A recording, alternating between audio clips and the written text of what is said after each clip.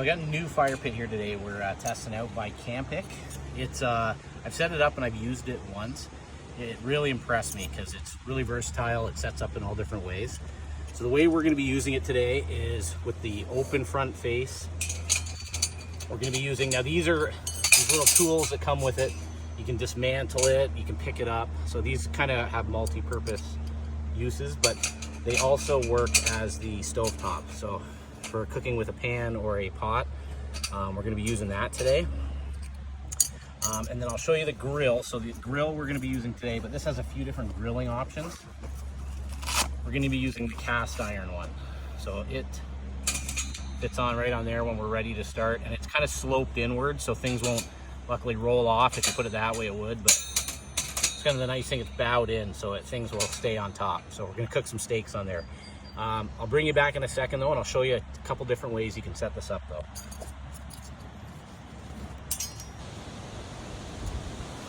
So the first option I was talking about has this open face if you want to see the flames. But let's say it's a real windy night and you want kind of an enclosed firebox. You can take that off and you can switch it out for the fully enclosed one. So now it's a fully enclosed firebox. And as you can see in here, it's got these holes on the wall. Somehow it vents the air around. And the other nice thing too is you've got an ashtray at the bottom here, so you have a lot of airflow coming up from the bottom. So that was one thing I found when I used this the other day, is I was throwing all different types of wood in, wet wood, and because there's so much airflow coming from the bottom, it has a nice hot fire going. So one more cool way to set this up, if you want kind of a full fire pit mode, is you can take these walls out and slide them in on an angle.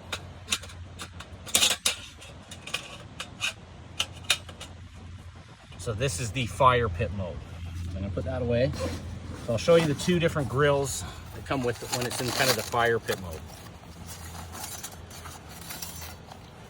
So the first option, and this is one I think is probably the one I'm gonna use the most.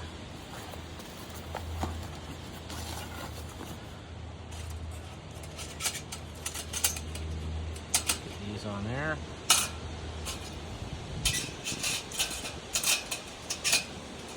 So the nice thing with this is you've got multiple heights you can set this at for grilling. These arrows that you have here are all different height levels. So you can set that down in, move it to the side. Oops, there it is on that side. So you can adjust the height all different ways based on how high your coals are cooking off of. You can even put it down real low if you want to. So that's another grilling option. In a second, I'll bring you back with the third one.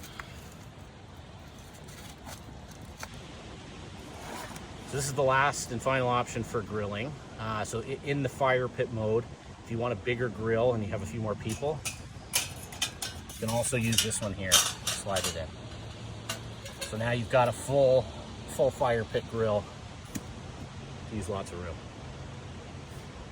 So we're going to be using option one today though to boil some water and cook some steaks.